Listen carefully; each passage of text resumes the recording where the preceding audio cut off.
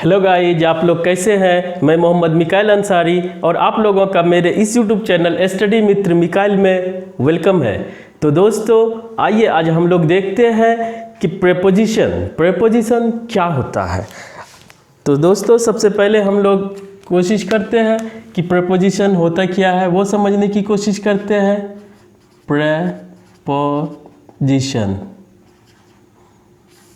दोस्तों, चूँकि हम लोग अभी पार्ट्स ऑफ स्पीच के टॉपिक को एक एक करके उसके बेसिक कंसेप्ट्स को क्लियर कर रहे हैं, तो आज हमारा टॉपिक है प्रेपोजिशन। और इसके अगर डिफिनेशन की बात करें तो ये भी और सबके तरह preposition is a word which shows relation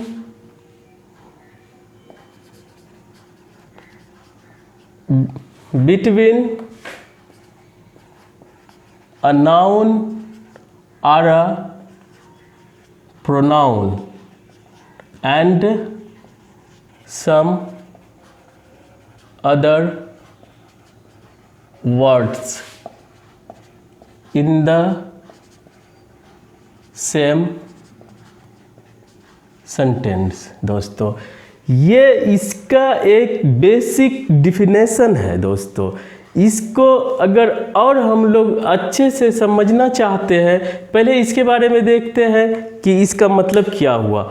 तो दोस्तों एक और पार्ट्स ऑफ स्पीच के तरह प्रेपोजिशन भी एक वर्ड है, पार्ट्स ऑफ स्पीच है, जिसमें से यह एक रिलेशन जो है नाउन का या प्रोनाउन का उसी सेंटेंस में दूसरे वर्ड से यानी कि दूसरे पार्ट्स ऑफ स्पीच से कराता हो, ये दिखाता हो, उसे हम लोग प्रेपोजिशन बोलेंगे। और इसको अगर थोड़ा सा और क्लियर करना चाहते हैं तो देखते हैं दोस्तों कि एक पॉइंट और है कि ये लगता कहाँ पे है। तो अगर प्रेपोजिशन की बात करते हैं तो यहाँ पे हम लोग प्रेपोजिशन के लिए इट प्रोनाउन यूज करेंगे। It is placed, it is placed before a noun और अ प्रोनाउन। दोस्तों एक यह नाउन और प्रोनाउन का दूसरे अदर वर्ड से एक रिलेशन बताता है और यह नाउन या प्रोनाउन के पहले इसे रखा जाता है। और अगर इसको और सिंपल तरीके से या एक वर्ड में इसे समझना चाहते हैं या अपने माइंड में रखना चाहते हैं तो यहाँ पे इसे याद कर सकते हैं दोस्तों। रिलेटिंग वर्ड, प्रेपोजिशन एक रिलेटिंग वर्ड होता है, एक यानी कि एक ये रिलेशन को स्थापित करता है, एस्टेब्लिश करता है, और इसीलिए इसे हम लोग रिलेटिंग वर्ड भी बोलेंगे दोस्तों। और एक पॉइंट अगर इसमें जोड़ना चाहते हैं जनरल कंसेप्ट में, तो आप देखें कि ये कोई भी प्रेपोजिशन है यानी कि डिफरेंट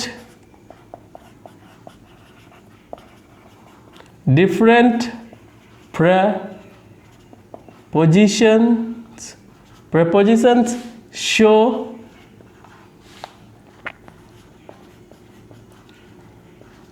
different relations। यानी कहने का मतलब ये है कि ये जो रिलेशन बताने का काम करता है ये एक रिलेटिंग वर्ड होता है, और ये प्रेपोजिशन ही चेंज होता है और वो रिलेशन को भी चेंज कर देता है। इसे हम एग्जाम्पल के हेल्प से समझेंगे। यहाँ पे दोस्तों देखते हैं कि एक प्रेपोजिशन इसके नाम से ही पता चलता है कि ये प्रे मीन्स पहले होता है, पोजीशन मीन्स स्थान, यानी किसी के पहले आकर उसका रिलेशन दूसरे शब्दों से कराया जाता है उसे हम प्रेपोजिशन बोलते हैं। और इस सभी को समझने के लिए हम लोग एक डायग्राम या कहिए एक कंसेप्ट है जिसे हम लोग उससे समझने की कोशिश करते हैं। तो देखते हैं दोस्तों कि प्रेपोजिशन हम लोग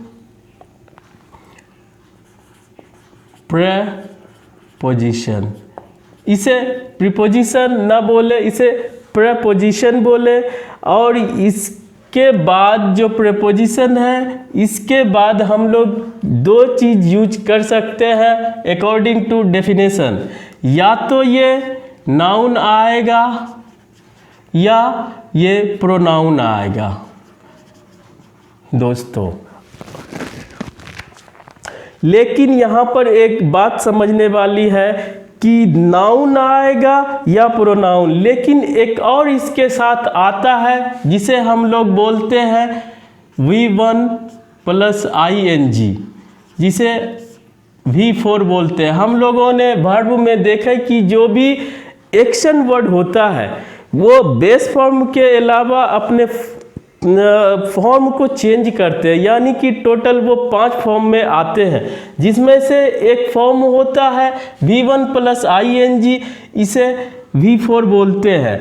लेकिन दोस्तों वो एक्शन वर्ड अगर यहाँ पे प्रेपोजिशन के बाद आता है तो वो वर्ब ना होकर वो नाउन के तरह यहाँ पे काम करता है। और नाउन होने के वजह से हम लोग उस प्रेपोजिशन के बाद नाउन के तरह उसे यूज करते हैं। इसीलिए हम लोग अगर कभी V1 + ing देखें तो हम लोग ये ना समझें कि प्रेपोजिशन के बाद सिर्फ नाउन या प्रोनाउन आएगा। नाउन या प्रोनाउन के अलावा V1 + ing आता है जो नाउन का काम करता है।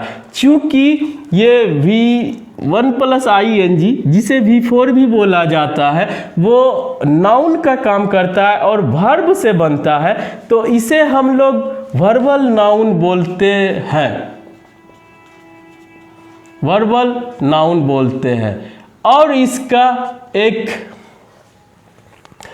स्पेशल नाम भी है जिसे हम लोग जेरंड बोलते हैं। इसे दोस्तों हम लोग इसके टॉपिक में बेहतर तरीके से क्लियर करेंगे। लेकिन यहाँ पर जो डेफिनेशन में है कि ये नाउन या प्रोनाउन का यूज होगा, उसमें V1 + ing भी यूज होता है जो कि वर्बल नाउन का काम करता है और उसका एक स्पेशल नेम है जिसे हम लोग जेरंड बोलते हैं। और इसे हम लोग बाद में बेहतर तरीके से समझेंगे। अगर एग्जाम्पल के रूप में देखना चाहते हैं तो ये हो सकता है बिफोर कमिंग या आफ्टर कमिंग, या दूसरा बोल सकते हैं बिफोर गोइंग या आफ्टर गोइंग। इस तरह से दोस्तों यहाँ पर ये सभी प्रपोजिशन है। उसके बाद जो कमिंग या गोइंग आया अपने बेस फॉर्म में ing के साथ, उसे हम लोग वर्बल नाउन या जेरंड बोलेंगे और ये एक नाउन के तरह यूज होता है, इसीलिए प्रेपोजिशन के बाद ये आता है। और दूसरा है ये दोनों का रिलेशन, प्रेपोजिशन रिलेशन बताता है अदर वर्ड से। तो अदर वर्ड्स में दोस्तों यहाँ पर नाउन भी आ सकता है या प्रोनाउन भी आ सकता है या एडजेक्टिव भी आ सकता है या दोस्तों वर्ब भी हो सकता है। इस तरह प्रेपोजिशन जो है वो नाउन या प्रोनाउन का रिलेशन, उसके पहले आने वाले ये चारों में से कोई से रिलेशन बताता है। और दोस्तों यहाँ पर ये एक समझने वाली बात, दूसरी बात ये है कि प्रेपोजिशन और नाउन या प्रोनाउन का कॉम्बिनेशन वो सेंटेंस के शुरू में भी हो सकता है और सेंटेंस के मिडिल में या सेंटेंस के लास्ट में भी हो सकता है। यानी कि प्रेपोजिशन अपने नाउन के साथ कहीं सेंटेंस में कहीं भी एडजस्ट हो सकता है। इस तरह से दोस्तों हम लोगों ने प्रीपोजिशन का जो डिफिनेशन देखा उसमें नाउन या प्रोनाउन का रिलेशन ये आके यहाँ पे किसी से भी बताता हो, और दूसरा ये हमेशा नाउन या प्रोनाउन के पहले आता है और इसे रिलेटिंग वर्ड कहते हैं क्योंकि ये एक रिलेशन बताता है। और दूसरा ये डिफरेंट प्रीपोजिशंस आके एक रिलेशन को डिफरेंट कर देता है, उसे हम लोग एग्जाम्पल के हेल्प से देखते हैं दोस्तों। अगर हम लोग देखें एक एग्जाम्पल सिंपल सा, a book on the table. अगर पहला एग्जाम्पल की बात करते हैं a book on the table, और अगर हम लोग दूसरा एग्जाम्पल लेते हैं दोस्तों a book at the corner of the table. इसी तरह हम लोग तीसरा एग्जाम्पल लेते हैं शूज अंडर द टेबल। एक और लेते हैं अ बैग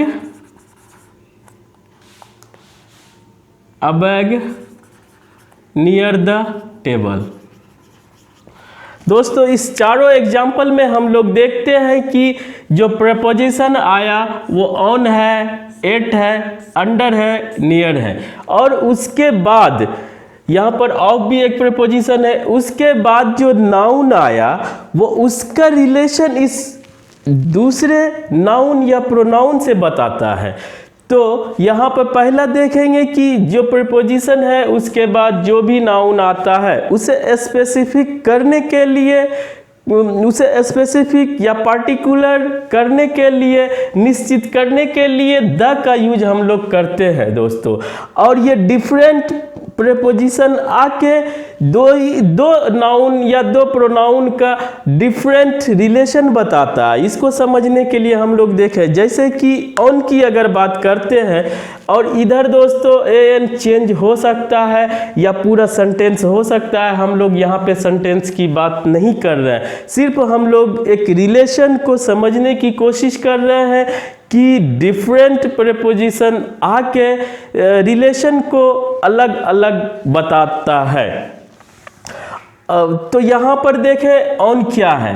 ऑन का मतलब दोस्तों ये होता है कि कोई भी सरफेस है, कोई भी चीज का, उसको अगर टच करता हो तो हम वहाँ पे ऑन का यूज करेंगे। यानी कहने का मतलब ये है a book on the table, यानी कि कोई बुक है जो कि टेबल पर है, टेबल पर है। ठीक है दोस्तों। दूसरा, अगर हम लोग इसको एट की बात करते हैं तो ये टच करता है लेकिन किसी एक पार्टिकुलर पॉइंट की बात करता है। तो a book at the corner of the table, यानी कि बुक है टेबल के कॉर्नर पर, टेबल के किनारे, यानी जो ये कॉर्नर है एक फिक्स्ड पॉइंट है वहां पर है दोस्तों। ये रिलेशन एक चेंज हो जा रहा है। दूसरा, शूज अंडर द टेबल, यानी कहने का मतलब है जूते हैं टेबल के नीचे। ये एक बता दिया वो पोजीशन, प्रपोजिशन आके इसका ये चेंज होने से हमारा ये सेंटेंस या हमारा स्टेटमेंट चेंज हो जाता है। चौथा है हम लोगों का जो अ बैग नियर द टेबल, यानी यहाँ पे कहने का मतलब है नियर आके ये बता रहा है कि टेबल और बैग का रिलेशन है, दोनों है, लेकिन बैग जो है टेबल के बगल में है, टेबल के पास है।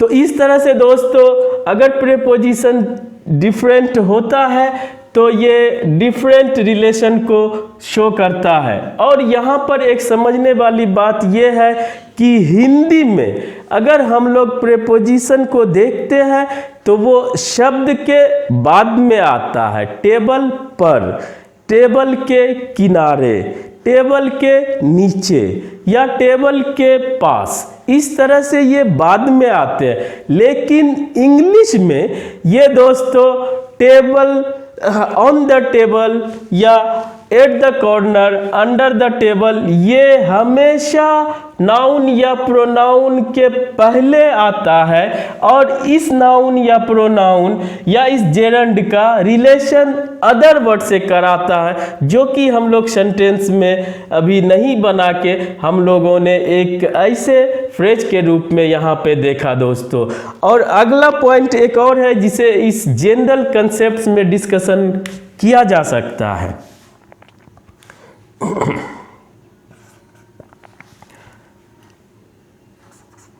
A table between two chairs। और एक लास्ट है दोस्तों, a table among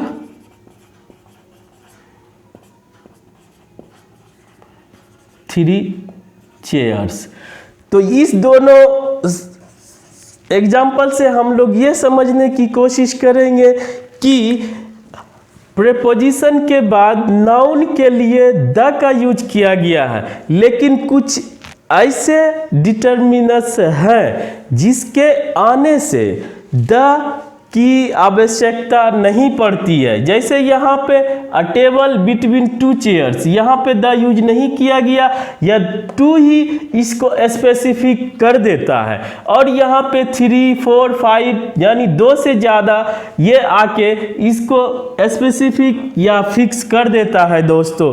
तो यहाँ पे हम लोग जो बिटवीन यूज किए हैं और एमंग यूज किए हैं, दोनों में अंतर ये है कि अगर दो के बीच कोई चीज है या कोई चीज का यूज किया जाता है तो वहाँ पे बिटवीन लगता है, और 2 से ज़्यादा के बीच में कोई चीज का यूज किया जाता है, या वो एक्शन दिखाता हो, या वो डायरेक्शन दिखाता हो, या वो प्लेस दिखाता हो, वहाँ पे हम लोग अमंग का यूज करेंगे 2 से ज़्यादा। और ये 2 या 3 या कुछ ऐसे डिटर्मिनर्स है जो आके फिक्स कर देता है जहाँ पे द की आवश्यकता नहीं पड़ती है दोस्तों। इस तरह से हम लोग देखें कि प्रेपोजिशन एक जनरल कंसेप्ट ये है। अब आगे इससे दोस्तों प्रेपोजिशन के एक एक पार्ट को लेके उसे क्लियर किया जाएगा। और दोस्तों यहाँ पे टोटल जो टेबल और चेयर की बात की गई है, अगर दोस्तों आप चेयर टेबल से एक रिलेशन बना लेते हैं, चाहे जो भी प्रेपोजिशन यूज करें, और ये टेबल चेयर से अगर आप दोस्ती कर लेते हैं तो ये आपको उस मकाम या उस ऊंचाई तक पहुंचा सकता है जिसका आप तसव्वुर भी नहीं कर सकते हैं दोस्तों। और इससे अपना रिलेशन को जितना हो सके मजबूत या स्ट्रॉन्ग करने की कोशिश करें और आगे बढ़ते रहें। खैर दोस्तों, ये बातें हैं, बातों का क्या। और फिर भी अगर ये वीडियो आपको अच्छा लगा हो और आप इससे कुछ सीखे हो तो प्लीज़ इसे कमेंट करके ज़रूर बताएं, और इसे लाइक करें, सब्सक्राइब करें, और अपने दोस्तों के बीच इसे शेयर ज़रूर करें दोस्तों। आज बस इतना ही। Thanks for watching.